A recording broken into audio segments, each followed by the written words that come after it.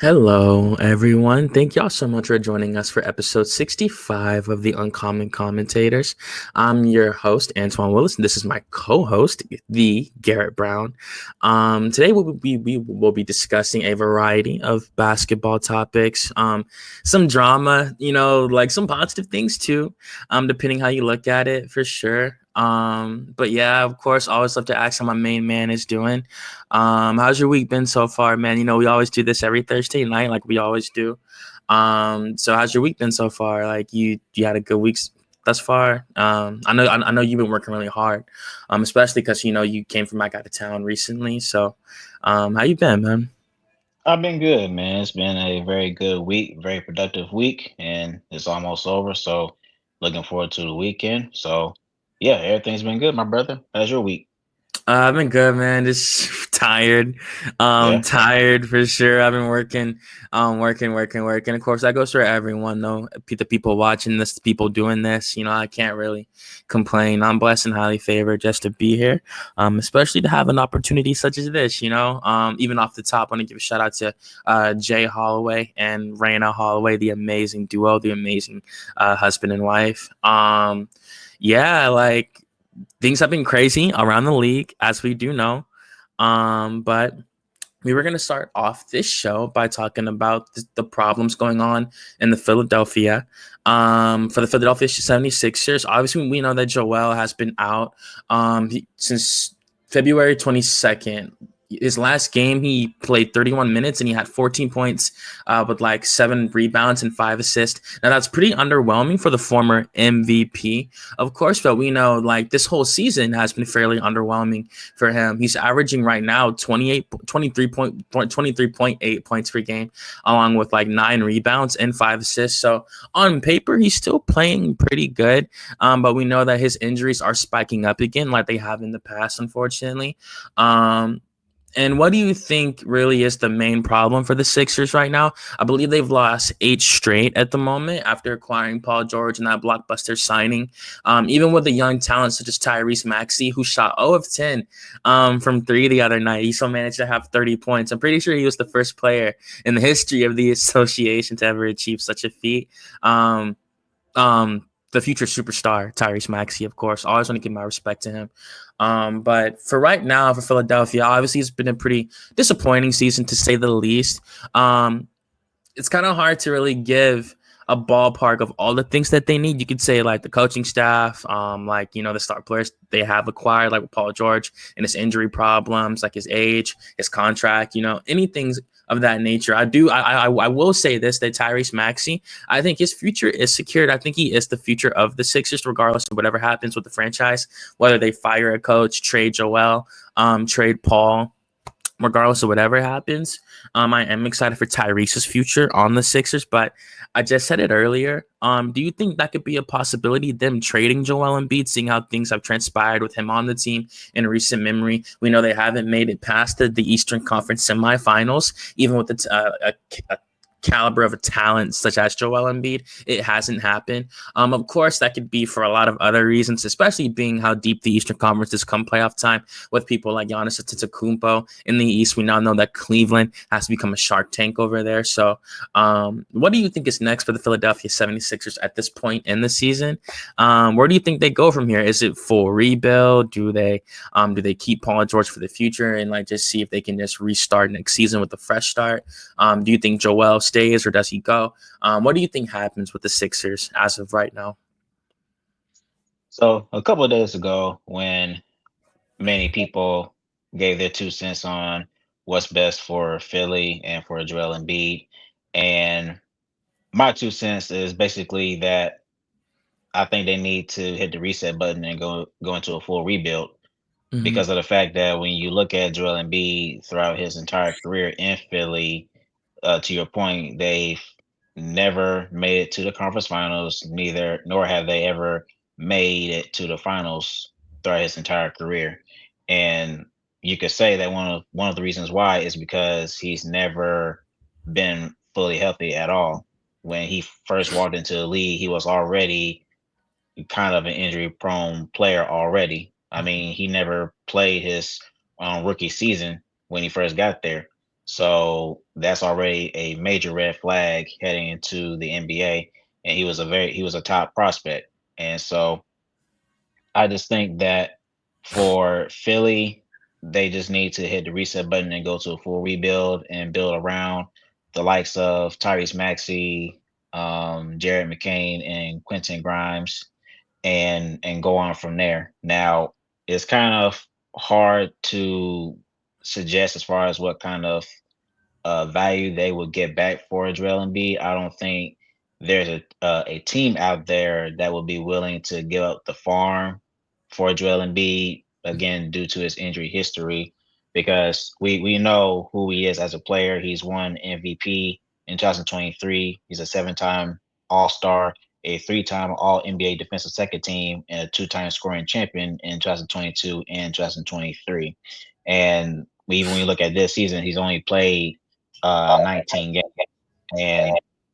And when you just talk about a few of his injuries, he suffered a knee, um, multiple knee injuries. He's had a torn meniscus, Mhm. um, torn thumb ligament, and fractures and things like that.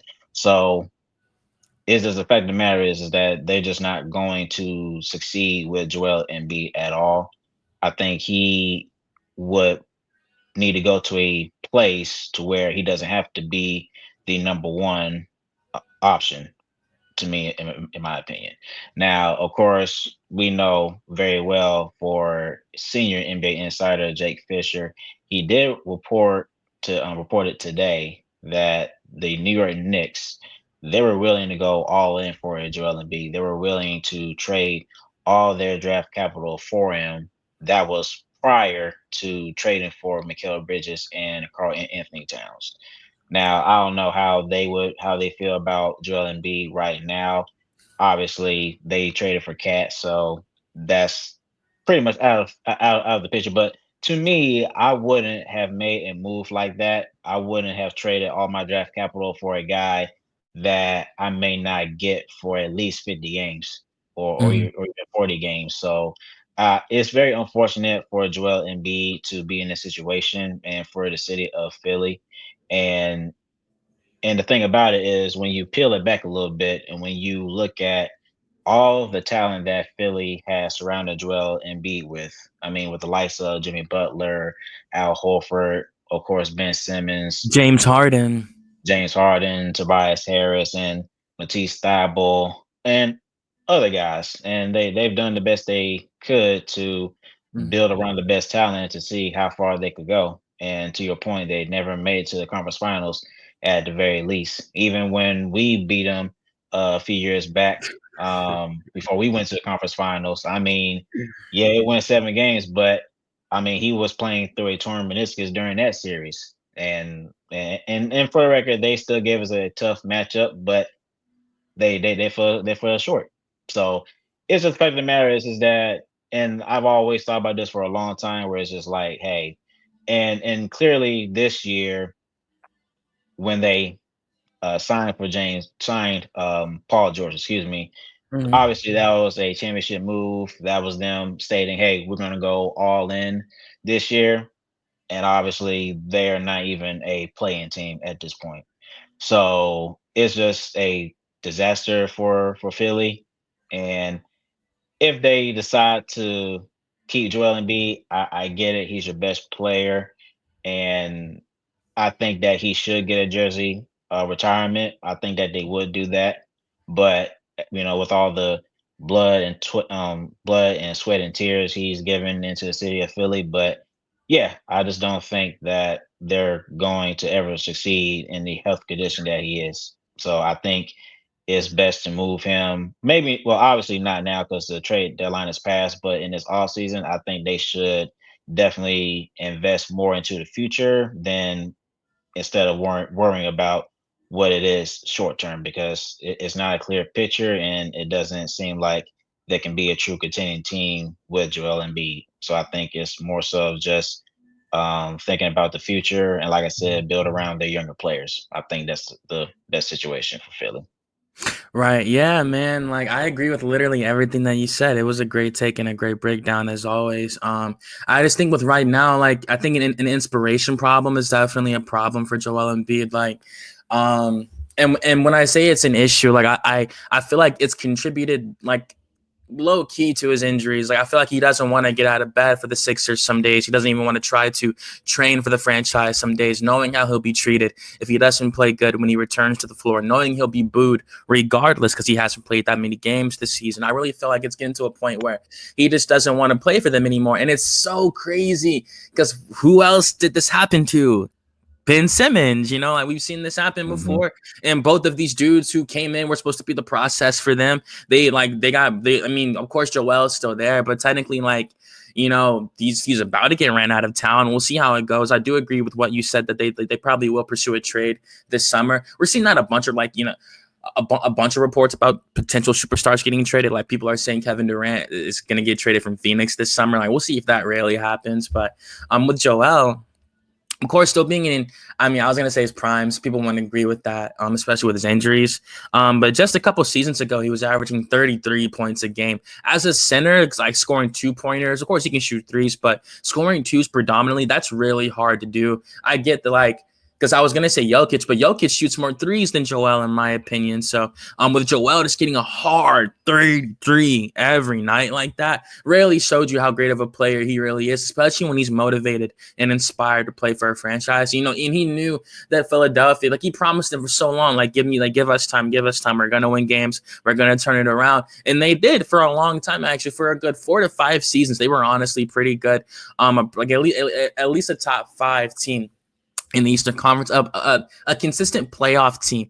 And of course, we saw in that time he would get bumped out multiple times, by Toronto, by Milwaukee. So, of course, he was a victim of Kawhi Leonard on that infamous Toronto title run, I should say.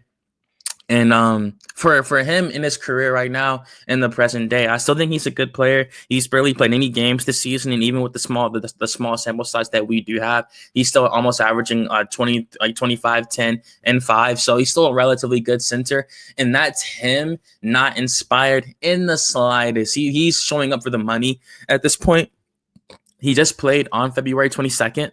Like I mentioned earlier in the podcast, it was 31 minutes and he only accumulated 14, 7, and 5. A part of that is definitely injuries, but a part of that is also effort as well.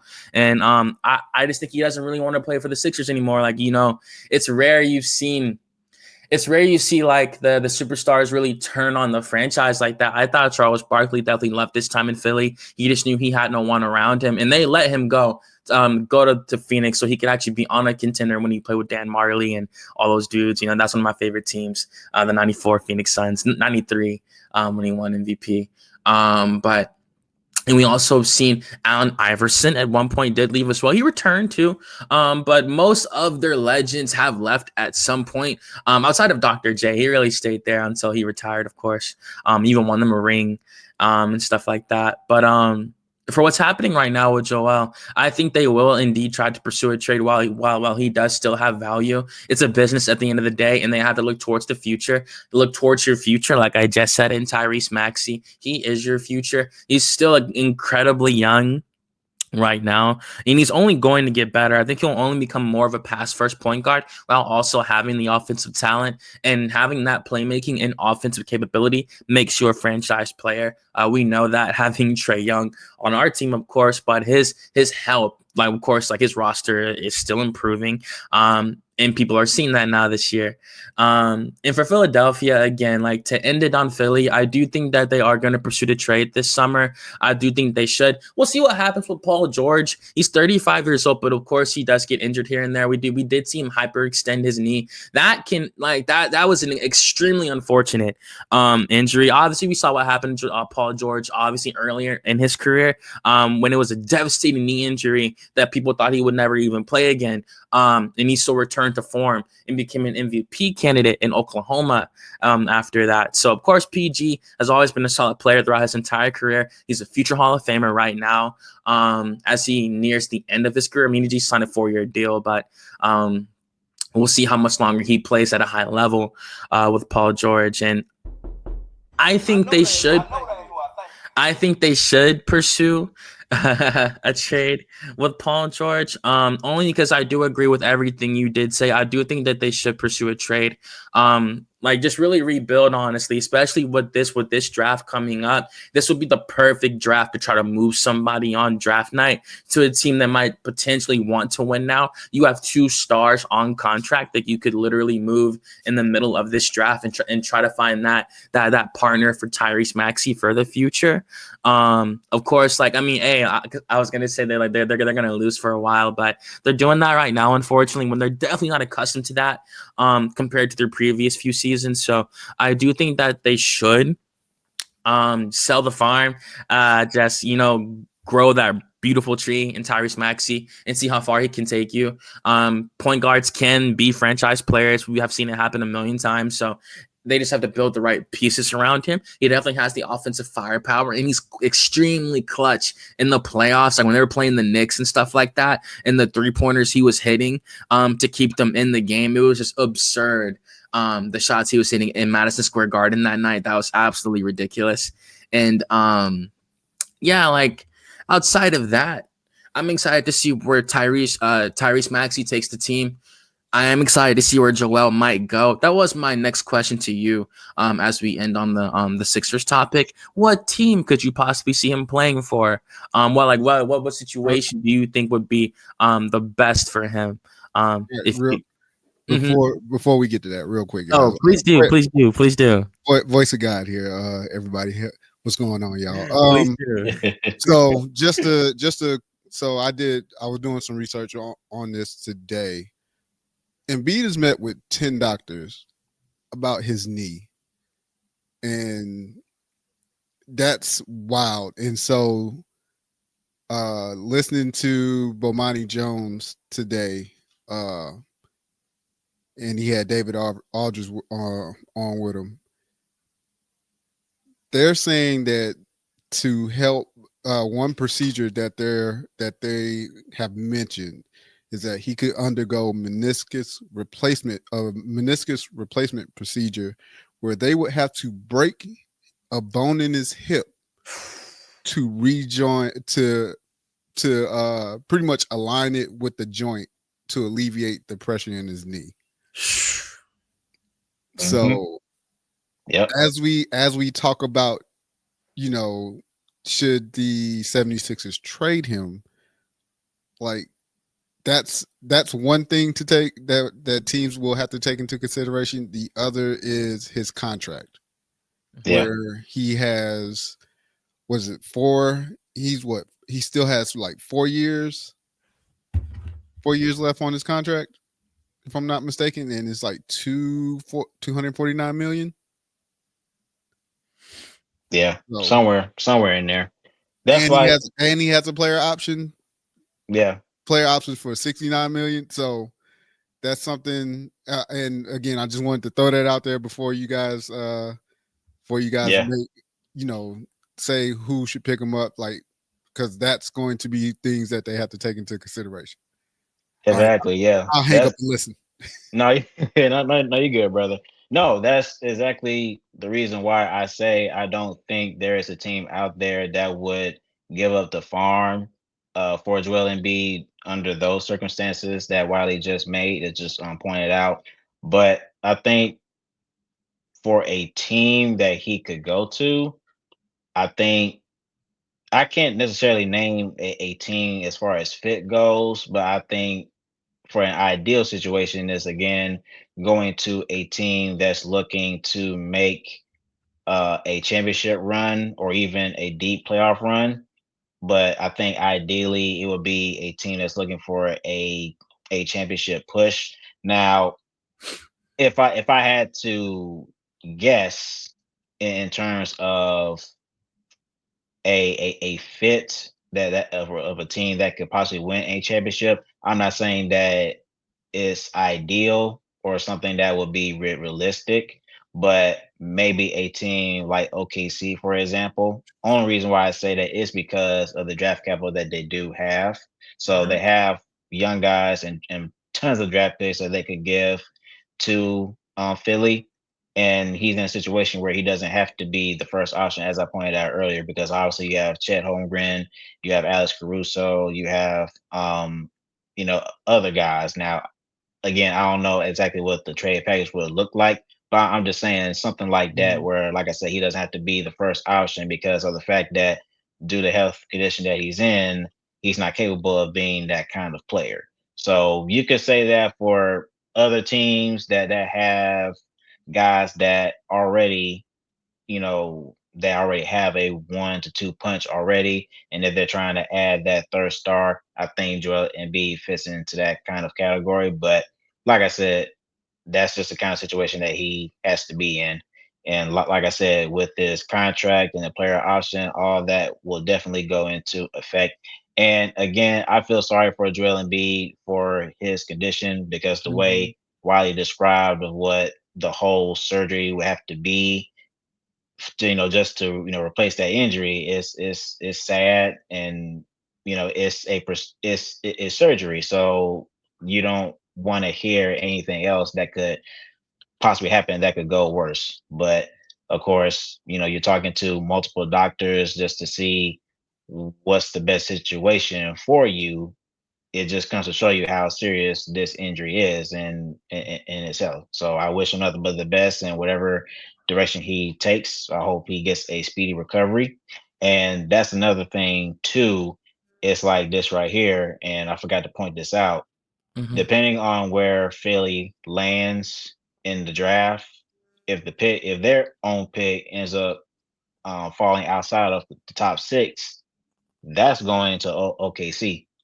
So that maybe give you some motivation to shut Joel Embiid down and tank, so that you put yourself kind of in a position where you do not give up that asset to OKC. Because let's just be honest, we all know OKC is the best team in the West right now, and we all know who they have on that roster.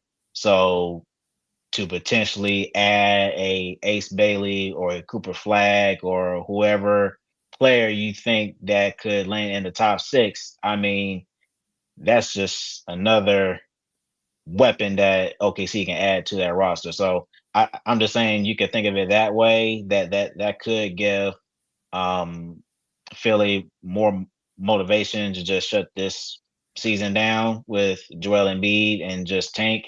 And look, even if they do tank, we've seen it before. Of course, the Hawks' recent memory where you don't even have to have the worst record in the league, and then you still end up getting, choosing outside of the top, 5. So that's how the draft lottery is. But yeah, I think that he just needs to go to a team that is already a championship contending team, and they're just adding another offensive weapon to that team. So I think that's the best situation for him. And just to really quick, just to add on to, if we want to put a number to it, a percentage to that, the Philly would have a 45.8% chance, and this is per tankathon, of landing a top 6 pick. Like you said, if they don't lose enough, that pick will go to the Thunder. And as you mentioned about the Hawks tanking, we saw it even more recently where the 2023 Dallas Mavericks. Yep. They tanked out and ended up getting Derek Lively. Yeah. Got fined for it. Seriously. Hey, it was worth the fine for him. Absolutely. 1,000%. Absolutely. Yeah. Got their center for the future off that. Absolutely. Yeah, man. And yeah, of course, always love having Wiley on the 1s and 2s, but he's a great breakdown guy himself. Always giving awesome takes. Like I always say on this channel, he's been watching basketball longer than me and Garrett. You feel me? So clearly, he'll always have something. He'll always have something great to say, not something good, something great to say about the game of basketball. And Garrett did mention the Western Conference. And even then, before we move on, I do want to wish Joel Embiid 100% a swift recovery. It's basketball. basketball. And like these people don't get it. Like, that's part of the million. Some of this damage is irreversible. Like, it's so hard for these dudes at 6'9", 6'10" to get out of bed in the morning, like when they're like 50 and 60 and stuff. I can only imagine how LeBron, like, I think he'll be all right because he really kept himself in shape, but he's gonna have some pain here and there. At one point, all those years will undoubtedly catch up to him, unless he's doing like stem cell treatment for the pain and stuff like that. He's definitely gonna feel it at a certain point. All these players who kept going on, and like, especially for Joel, like, who's dealing with injuries this severe. That's something like, he has a life out of basketball. He has to, raise a family and, can continue on, like, be able to walk, be able to play with his children, be able to play with his wife, like, just anything, like, live his life how he deserves to. And I just wish him nothing but the best, having to deal with that. And like I said, like, just having that pain, that stress, just makes you not even want to play basketball. Like, seriously, makes you not even care, like, about basketball at that point. And the fans don't understand that. They just want them to play, and like, they're humans, not machines. They're humans with bodies, anatomy. It's like pain, suffering. Like, it's hard to go out there every night. They make you look easy. Like, when they stay on the ground like that after like a flagrant foul, hard foul, I do 100% believe they're hurt. I don't, because they've already gotten the foul. I don't think they're selling the foul. I think they really be hurt. And the NBA floor is very, solid. So like, when you're up in the air and you fall, like, it's not there's no joke there. Especially with how high they jump up, and like, those bodies do collide, exactly. But Garrett did mention the Western Conference, of course, and we were going to migrate to the West Coast. We were going to talk about Jimmy Butler and his recent situation with the Golden State Warriors. Can't report on it when it's all negative and not report on the positivity. Golden State's been playing amazing. In their last 7, they are 6-1. They've been playing absolutely terrific. He's done so much for this team. He's increased their offensive rating. He's increased their defense. His last performances really have been indicative of his averages. He's been getting around 19 points, 21 points, 7 points. I mean, not 7, like 17 points, but he'll dish out like 6 assists, like 8 assists, 9 assists, like getting great rebounds too. I'm happy for Jimmy Butler, going through all that in Miami, to finally be able to make it over to sunny side of California, and not only like live there for everything that it entails, but also finding success on the court in his new home. He also signed a 2-year extension, like the night that he signed. So that's their core. He's there for a while. I don't necessarily say he's like their future post Curry, because he's right behind Steph at 35 years old. But we'll see how far they can milk this. These are these are the best basketball players in the world. So they keep themselves in shape for the millions. Best believe it. They know they have to come into work every single October, every September for that training camp in a certain kind of shape. And being in a new situation that's definitely lit a fire under him. It's time for him to put his money where his mouth is, literally, He kept saying, like, I can't find the joy in basketball again at this place. Well, I definitely think he's found it in Golden State. They're 31-27 as of right now. Today they're playing the Orlando Magic. I checked the score about 30 minutes ago. It was about 89-85. I don't have it off the top of my head right now. I would think that they'll beat the Magic tonight, but of course, anything can happen. I do want to mention this. They did beat the Magic 121-115. Steph dropped 56. And he also shot 12 3-pointers tonight. 12 threes. Hey, man, ain't nothing changed but the number of his age, baby. And age ain't nothing but a number. We all know that. Yes, sir. And he continues to show that. All these players continue to show that, especially these two that we were talking about, Jimmy Butler and Steph Curry. And they're going to be a great pairing together. I really believe that. I'm happy for the chef. He needed help. It hurt to cut ties with Klay Thompson, but they needed somebody to fulfill that role right behind the splash man himself. And right now, we'll see how they look come playoff time. They have a lot of momentum. they're veterans. They have a lot of experience. They're grizzled.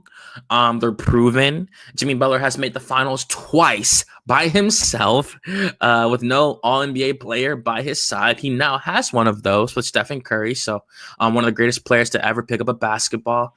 So we'll see how this goes. I'm really excited for Golden State, as you can tell. Like I said, I'm just really happy for Jimmy Butler really coming out on this side. Like, on the other side with a positive light. I thought like the whole thing could have been blamed on both parties. I thought that Jimmy just should have shown up to work just to save money, because he did lose $3 million. He made $121 million back.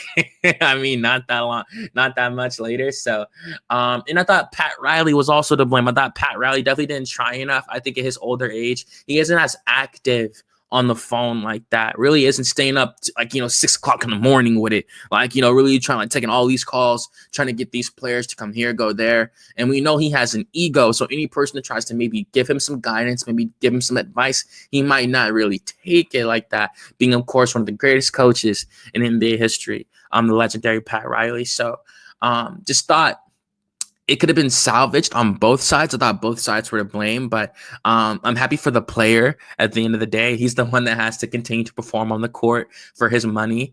So, yeah, man, how do you feel about Golden State? Like, they're playing great. I mean, he's getting older. They're both getting older, but, they're defying age. They're defeating father time, and we'll see how long they can milk this, But what do you think's Golden State's ceiling with Jimmy Butler signing a contract extension? Then Curry's going nowhere, so they got two stars at the top of the roster with all their other players: Jonathan Kuminga, Moses Moody, all these players. Buddy Hield. Buddy Hield's been playing great. So what do you think's about to happen with the Golden State Warriors now?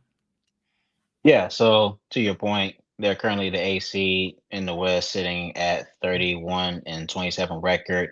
So just to go over the trade details. So Miami, they traded Jimmy to Golden State for Andrew Wiggins, Dennis Schroeder, who is in Detroit right now, Kyle Anderson, and a protected first round pick. And right now, Golden State, they are currently 6-1 post trade deadline. So with over these past 7 games, well, actually 7-1 now since they just beat Orlando. Mm-hmm. But I think that they could possibly make a run in the West. I do not see them as that same Golden State Warriors, even not I'm not even talking about when they had KD, even like before and after KD departed. I just don't think they have that exact same firepower where you could consider them as a threat. Now, we've seen it before, like the Miami Heat, for example, where you're a top AC team and you make it to the finals. Now, I just don't really see it like that with Golden State, especially when you're having to go through the likes of OKC and Denver, and even a team like the Rockets or the Memphis Grizzlies, who's a top 3 seed right now. So it's hard for me to see them making a deep run like that. And don't get me wrong, I mean, obviously they're playing very well right now after acquiring Jimmy Butler, but I think that if they're looking to, I guess, try to win at least one more championship before Steph Curry decides to hang it up, I think that they may need to add more depth to their bench. I think that would be something to look at in the off season. But don't get me wrong, a core of Draymond Green, Steph Curry, and Jimmy Butler, I think that's very solid. Now it's more so what other auxiliary pieces you can build around those 3. So, but obviously, and to your point, they have one of the best coaches, not just in the NBA, but of all time, in Steve Kerr. So they're obviously in really, really good hands. But like I said, do I consider them as a championship contending team right now? No, just based on how the roster is currently constructed at the moment. But they could surprise a lot of people where they can make a deep run. So in the playoffs. So I think that's something that they could do. I think that's something that they could do this season in the playoffs. But we'll see. But I think if they at least add more depth to that bench, then I think that they could do some damage. I do like Buddy Hield, just Mhm. a guy to name. He's a very, very lethal 3-point shooter. So I think that's something to start there and just continue to add. So we'll see Yep. what they do. Wiley. You made a you made a great point at the end there, and I think that's where if Buddy Hield can be Buddy Hield that we've seen before on a consistent basis, then I Mhm. think this changes a lot. And I look at it, so getting Jimmy Butler has helped Golden State on the strength that they are able to actually steer the ship while Steph is on the bench. That's been like one of the main things that has played Golden State all season. It's when they take Steph out, they can't score the ball. Insert Jimmy Butler. Now they're able to, at the very least, all they have to do is not fuck it up if they're in the lead. That's like that's been one of the main things. And like you said, prior to tonight's game, like you mentioned, they had 6-1 record. They since in those 7 games, they were sixth in offense, second in defense, third in net rating. And this is with Jimmy Butler, like you mentioned, 18.6, and this is what he was averaging at that time: 18.6 rebounds, 5.4 assists, 1.4 steals, and shooting 45.8% from the floor. Now, I think they have a chance to get in that 4-5 range. And I say that because they're a half a game for 7th behind the Timberwolves. They're a game back from the Clippers in 6th, and 5 games back from the Lakers in 5th. There's going to be a lot of shifting around because of how tight that 4 to that 4, I think, to 8-9 range is. Like, of course, actually, once you get from 6 down, like, it's within a game, half a game of each other. Mhm. So there's going to be a lot of back and forth, a lot of position moving here in these last 20, we'll say 21 games that majority of these teams have left for the season. So Crazy, man. if Golden State can continue to figure it out, I think that they find themselves somewhere in that 4 or 5 range. Yeah, man. Like, again, I agree with what Wiley said. I think like the personnel they have on the team, they're too proven to not be able to make that push. I do think that now they like Steph and himself, both of them have fires lit under them now, like linking up with each other. They probably never thought they'd play with each other. Like, Curry's happy to have another star here. Jimmy's happy to be with another star himself, like knowing who Curry is, and just happy to be in another location with like just everything about it. Like the coaches, like everything, like they knew the situation he came from. So, they had their arms wide open for Jimmy buckets, and it's paid dividends for them. And I think as of right now, like I said, next season, we'll really see who they are. Next season, we'll see like when Curry, I think Curry's 36 now. So when he does start to hit 37, and like it gets hard, man. Like, and particularly as a point guard, like I was going to say, I think for Curry though, it's a little different because it's not he's a like jump shot and stuff. he doesn't Like, drive to the basket. Yeah, right. he's a jump shooter. Like that's never going to leave him. I think him driving to the basket more may lessen up. I mean, that's probably the only thing. But like if you think about it, like he's not a high jumper, so he don't have to worry about his knees. It's just more so as long as he doesn't lose that shot, he can adjust his game to wherever it may so-called be failing at, and try. They say you can't teach an old dog new tricks, but that's not the case because we see LeBron turn it. turning it over every chance he gets to try something, having to try something different to make sure that his game is intact to help the Lakers. So I don't see much difference as far as Steph is concerned, just because again his body doesn't take a beating like that. It's just more so he just runs around a lot to get to be able to get his shot off. And again, when you have a Jimmy Butler, you got Draymond. I would like to throw Buddy Hield in there, but again, that just depends on what Buddy Hield you get. We'll see what happens going into, like you said, we'll see what happens going into next season, because right now we're still in the honeymoon phase. So, and that honeymoon phase is going to get extended into the playoffs just because it just so happened. And that's the same with the Lakers and Luka. Like, again, they're in this honeymoon stage, and you won't really get to know about a team until they start taking those losses. And I mean multiple losses, like 2-3 loss streak, and see how they react. Mm-hmm. So let me ask you this then.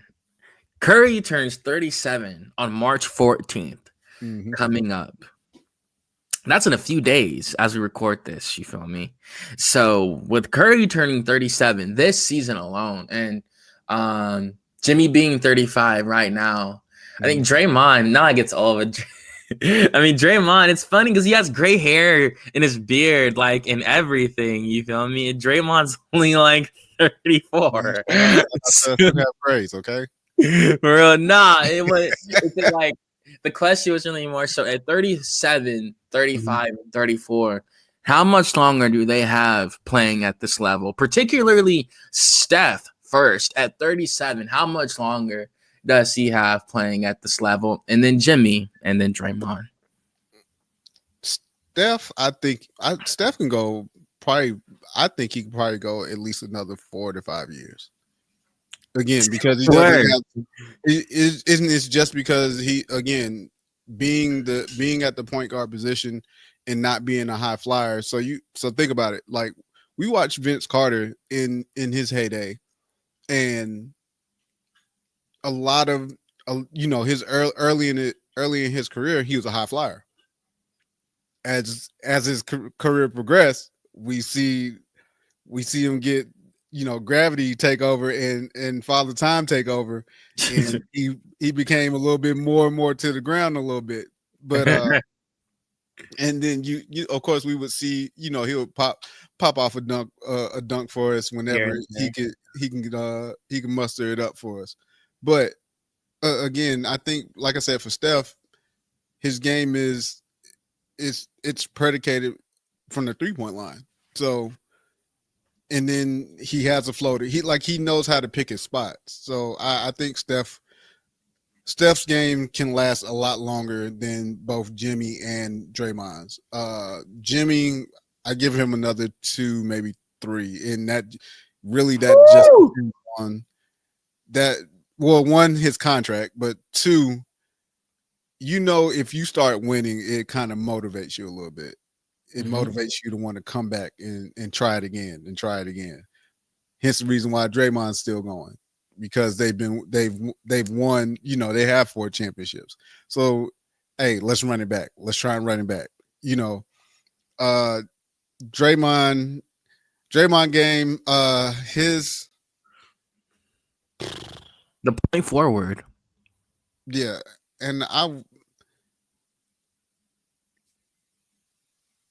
his game, his time frame, I feel like he's going to try and play it off of Steph. But like I said, Steph is going to be able to play longer than him.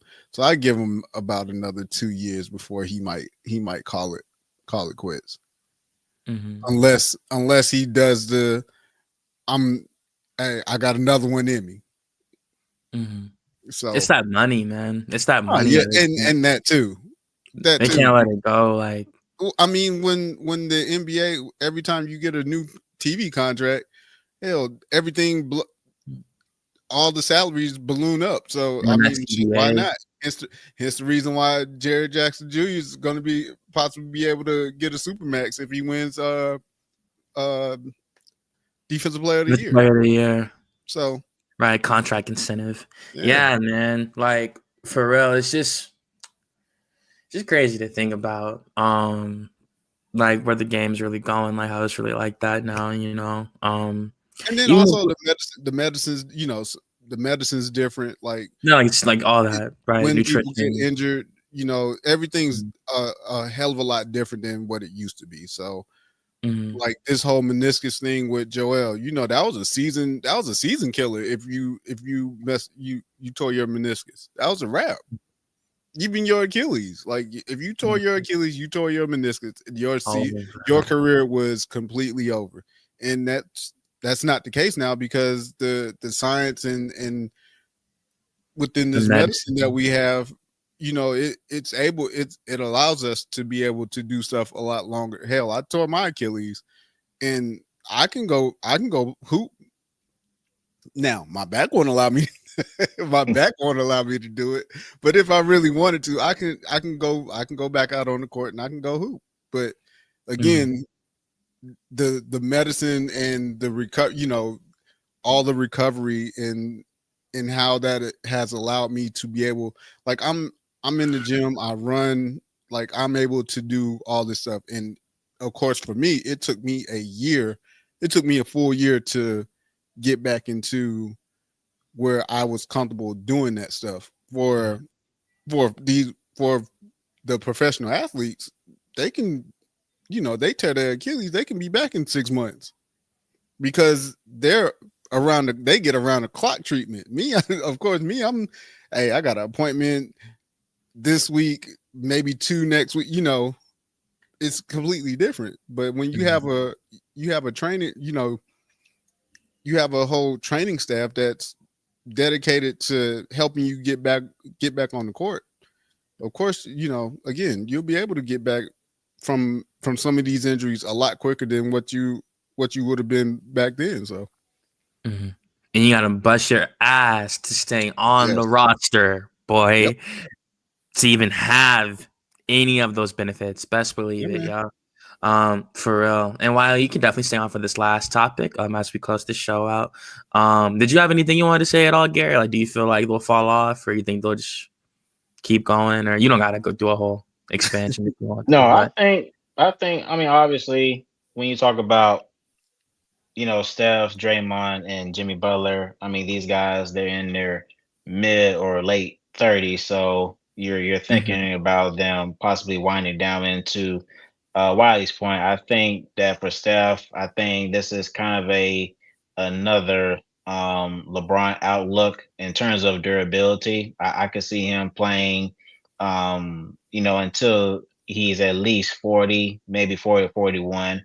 But that's kind of my whole point as far as if they're looking to make another championship run, because of the fact that I don't think that they will be able to get to it with just Steph, um, Draymond, and Jimmy Butler, with those three guys leading the way. I mean, they will lead the way, but that's why I say with them being a lot older now, they're going to need more help from their bench players and other auxiliary pieces to help take that pressure off of them. So obviously, like I said, Steph just dropped 56, so it's not like these guys have been declining. These guys can still perform at a high level. I mean, 56 points and 12 3-pointers. I mean, come on now. I mean, that's all the proof. That's all the proof that you need. But no, if they're able to take care of that in the all season, then definitely this is not a team that you would you know, heavily count out. That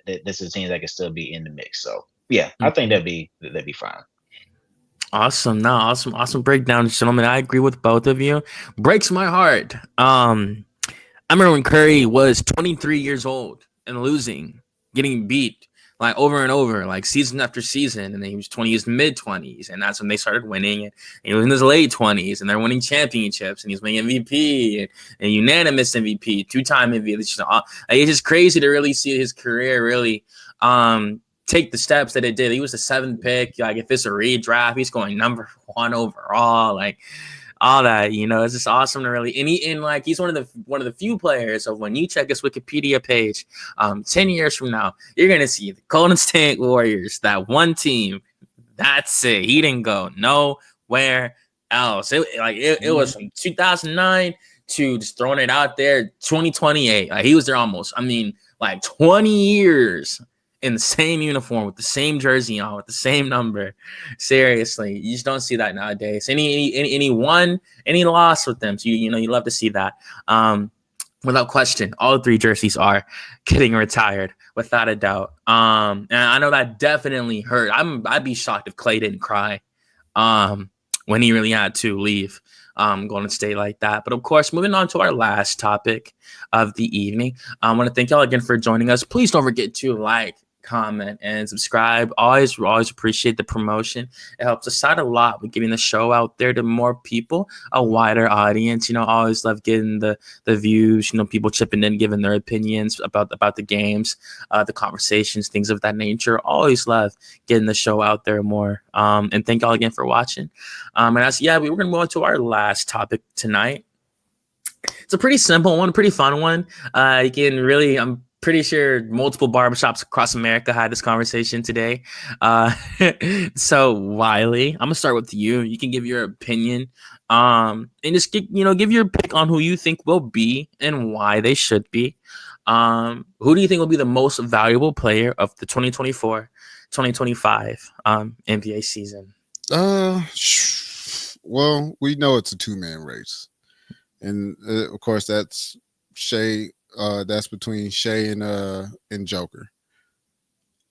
This one's kind of hard because due to the fact that there's so many games left. Like again, it's like between 20 to 25 depending on the teams.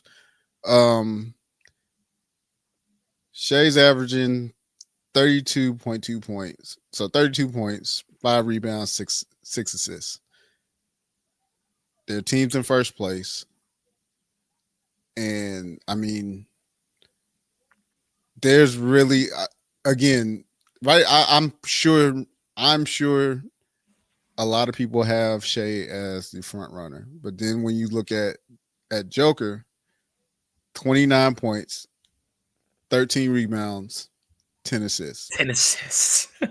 Averaging as long as he finishes out, he will be up there with the Big O and Russ for averaging a triple double throughout the year. Now, and they're currently in third place.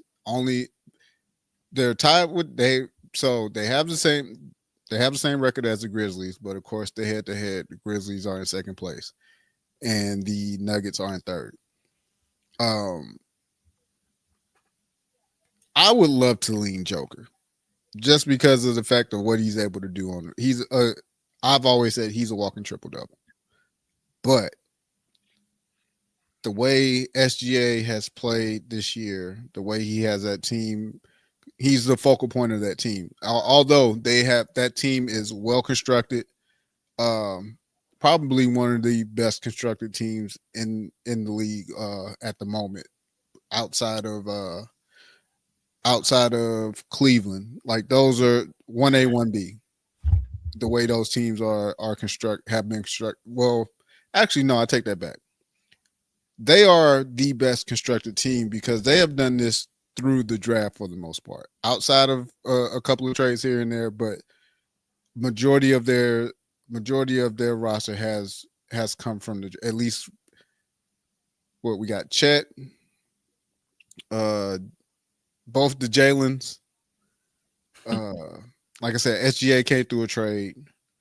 Like that, like the way, for whatever reason, that organization gets it when it comes to being able to draft and put a solid team together and have them compete. And for this team that's so young, like to be honest, I didn't expect them to be like this early. This early, like they were gonna be good, but this is like crazy, bro. They're looking like a dynasty, and they haven't even won a championship yet. You feel me? Right, but I'll give it to SGA. As long as the Thunder stay on this same track for the rest of the season and close the season out like the way they should, I think it's gonna go to SGA. Mm-hmm. Did want to say one thing before Garrett goes. I think it's pretty cool because you said Jalen Williams. They got him at the 12th pick at the bottom of the Mhm, lottery. mhm. So they just know how to draft. Like it really is remarkable to see what Sam I Presti mean, has constructed. they drafted KD Russ and James Harden Yeah, and Serge Ibaka. Like yeah, right. that organization knows what the hell they're doing over there. Yeah, and like it's cool to see them really being like in another form of dominance, like dominance, like not just like being Excuse me.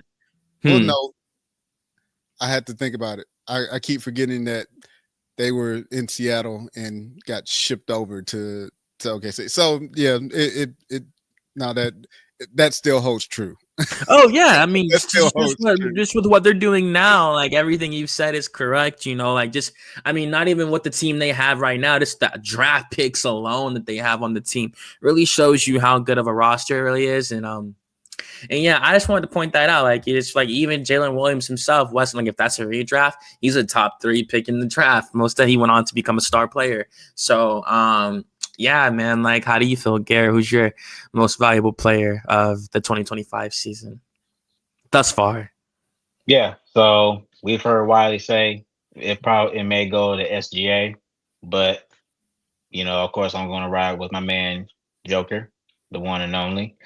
But I think it's the way I look at MVP is not so much of who has the best team per se. Some people like to go off of that point first, is who has the best record in either conference, and Mhm. go off of that way as a starting point. But to me, it is more so of, okay, you take SGA and Joker and you compare those two teams together, and then how I analyze it is basically, okay, if you remove SGA from OKC and Joker from Denver, is more so, okay, which team suffers the most. Yeah. I think to me, that's how I determine who's the most valuable player, because we all know that OKC, they can't be where they are right now with SGA, and you can say the same thing for Joker. But it's like when you remove those guys, which team suffers the most? And so for me, I think Denver is that team that would suffer the most compared to OKC, due to the fact that I think OKC, they do have better depth, or a little bit more better auxiliary pieces without SGA, because when you look at Denver, they've lost key pieces at least over the past season or so. They lost Bruce Brown, they lost KCP, and these were guys. Those were guys that were part of that championship run that they made a couple years back.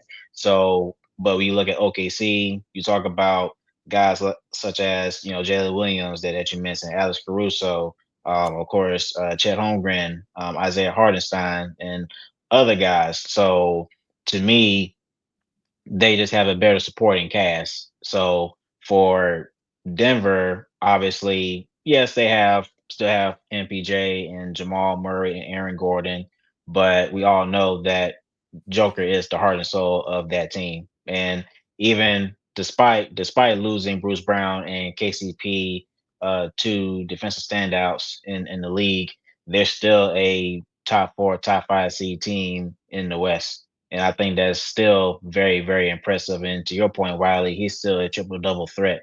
So, and I get it. It sometimes it can come down to stats as far as who's averaging the most points, and to the point as Points. I mentioned, who has the best record. But I just think that in the definition of most valuable player, it's just more so, okay, you know, which player is more valuable for the team to be where they are right now. So don't get me wrong. There's definitely going to be a tight race. This is not going to be a cakewalk.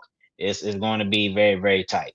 Oh, But absolutely. I just think that and to me, I think it's just going to come down to, honestly, just knowing how the league thinks when they're making these type of decisions. And of course, people are going to have their votes and their takes on who should win it. But I think it's just going to come down to winning with these last 20 games or so.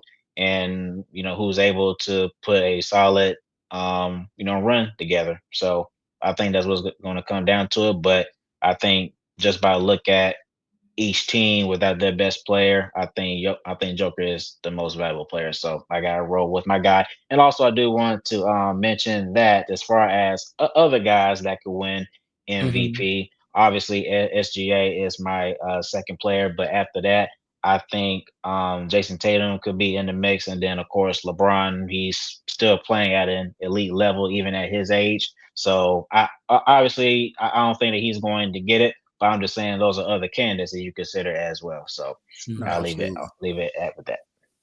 I love it how you did that, man, at the end. I'm gonna follow your lead with that one. So with me, it's pretty funny. We're agreeing for the Western Conference MVP. I think it's Nikola. You just can't ignore. Like, I get it, he's averaging 32 a game, but like the 4 rebounds and like the 5 rebounds and like the 5 assists, like, you lose me after that. Of course, SGA is playing phenomenal defense as well this year, and that cannot be underestimated at his size and his frame, especially being the leader of his roster. It's such a young age with a young team like that. Obviously, he's their go-to guy in the fourth quarter and in the clutch. He's the main man. But for me, I agree with what Garrett said. I think Nikola makes the entire team better. If SGA isn't there one night, they still have Jalen Williams, Chet Holmgren. They still have all these pieces. That's 2 star players that right there that could bring the game home. Don't get me wrong, SGA contributes over 30 of their points, but I still think that in terms of bringing value to the team, like being the most valuable player to the team, I think Nikola is the literal, like, he's the everything. He's the point guard, the shooting guard, the small forward, the power forward, and the center. He's everything for the Denver Nuggets, like literally everything for the Denver Nuggets. They know how blessed they are to have him. I don't think he'll ever leave the Mile High City. I think he'll be there his entire career. Like how I mentioned with Curry, he's another player. You'll check his Wikipedia page 15 years from now, and you'll see the Denver Nuggets from Jokic came in 2015. So however long, he's only 29 years old right now. So I think he actually just turned 30. He might have just turned 30, like literally flatline 30. So at his age, he's not going to fall off till like 37, 38, knowing like he'll continue to be an all-star, being super popular, and with this game, he can absolutely continue to get triple doubles, even if it's a 13-point, 11 rebound and 8.8 assist triple double. He can absolutely still make the all-star game with that, while also still being an extremely popular player. The greatest Denver Nugget of all time. It's pretty cool to say that. Seeing how he came in only 10 years ago. He's already made such a name for himself. He's already one of the greatest centers we've ever seen. Even Kevin Durant, one of the greatest small forwards, definitely top 3 small forwards to ever touch a basketball. Kevin Durant said that himself about Nikola Jokic being one of the greatest centers. In my opinion, Nikola, even right now, is a top 10 center of all time, just given like his accolades. Like he should be a 4-time MVP. Like he has a ring. Like his all-star appearance. So he probably never won Defensive Player of the Year. But the MVPs for me, like, Jokic could literally in his career, don't get me wrong, Kareem has done what I think Jokic will do. Kareem has 6 MVPs, 6 finals MVPs, 6 rings. Kareem has everything, but I just think that like 38. Yeah, seriously. It's just, and that's another thing right now. Like for people that don't really watch basketball, not saying homie that said that comment don't watch basketball. I'm saying for people that don't really watch him, they would look at him like, say a person that didn't watch basketball saw Nikola Jokic walking down the street. They probably think he's a basketball player, how tall he is. They wouldn't know he's arguably the best player literally on planet Earth right now. So I'm not going to stay too long on him. And I do have Nikola Jokic being my Western Conference MVP. Just brings so much more to the Denver Nuggets than SGA does bring to Oklahoma. And for the Eastern Conference MVP, Man, I'm gonna show him some love, man. I honestly think it could be Donovan Mitchell of the Cleveland Cavaliers. His team is on an 8-game win streak right now after being on a 12-game winning streak earlier this season. They have not slowed down in the slightest. They were good the last 2 years, but now with Kenny Atkinson, of course, they have definitely turned a corner this season. This completely changing their identity. Evan Mobley has turned a corner. The former 3rd overall pick in the draft, he's finally reached that I can't say pinnacle. He's nowhere near his prime, but he is averaging 19 points and 9 rebounds a game right now, looking spectacular as a young 23-year-old. So they have their star for the future right at the 4 spot, who will undoubtedly go on to be one of the best big men in the league when he's in his 30s, 31, 30, 29, whatever. And they have a superstar already in Donovan Mitchell, and they have a star point guard in Darius. They have 3 All-Stars, Darius Garland. So, of course, shout out to Jarrett Allen, the former All-Star as well. He's also a great player, in my opinion. And, yeah, man, I think Donovan Mitchell, if Jason, Tatum could get it given his numbers. Boston's right behind them in the 2nd seed. He's averaging better numbers than Mitchell. You could definitely say that.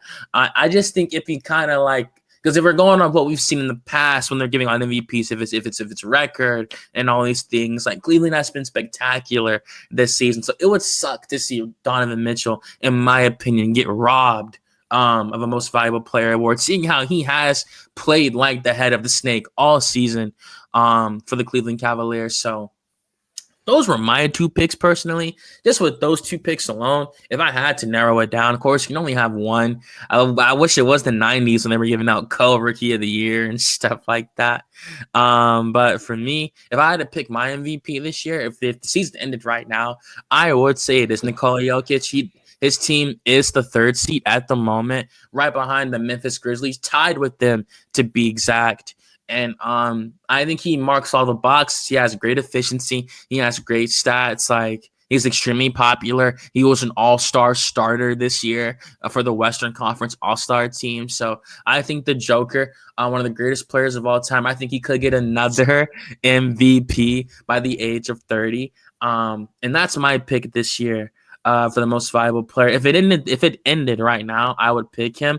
But who do I think is gonna get it? I think that SGA is gonna walk away with it this summer. OKC's been white hot all year, and he's been on fire. When you're looking like the real head of the snake of a championship caliber team like that, you really show your level. He has the respect of all of his peers, undoubtedly. Did SGA start this year?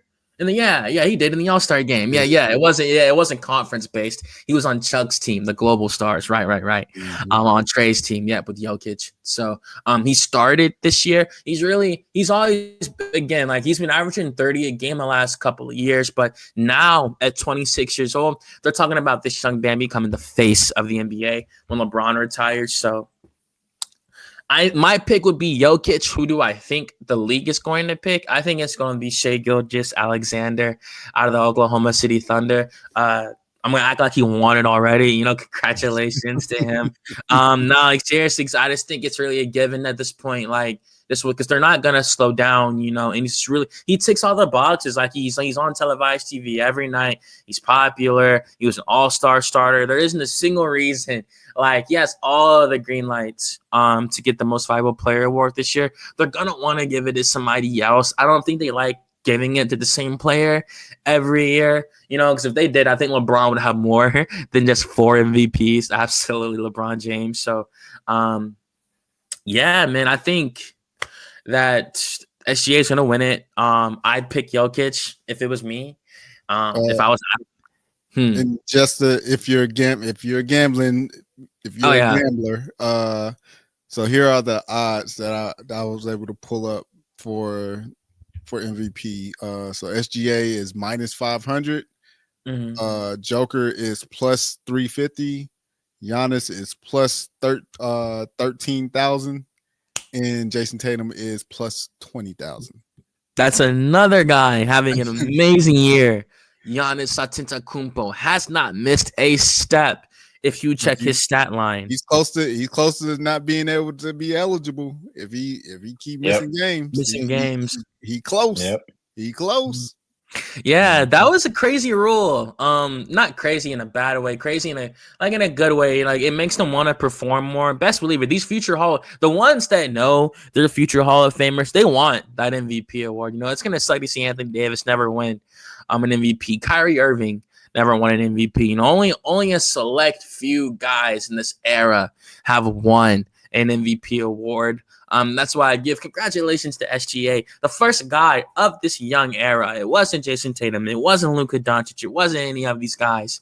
It was Shai Gilgeous-Alexander. And, of course, he has not won it yet, but I do think that it will indeed happen come this playoff time. And at 26 years old, he is not slowing down in the slightest. Do you have anything else to say about the MVP conversation, Garrett? I know it's a real subjective conversation, so always feel free to give an opinion, man, like how you did. Definitely. Yeah, that's basically it. So, like I said, it'll be a tight race between Jokic and SGA. So we'll see how these last 20 or so games come about before we get into the playoff season. So we'll see what happens.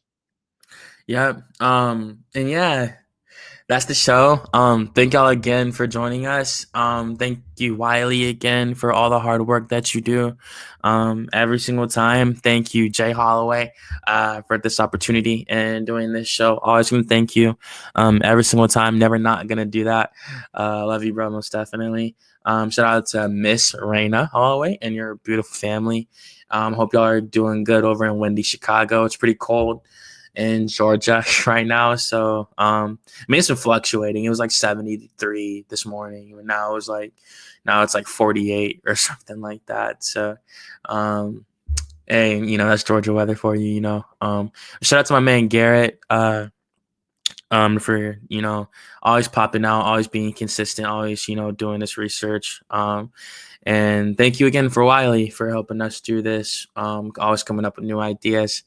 Always carving the time out to do this show.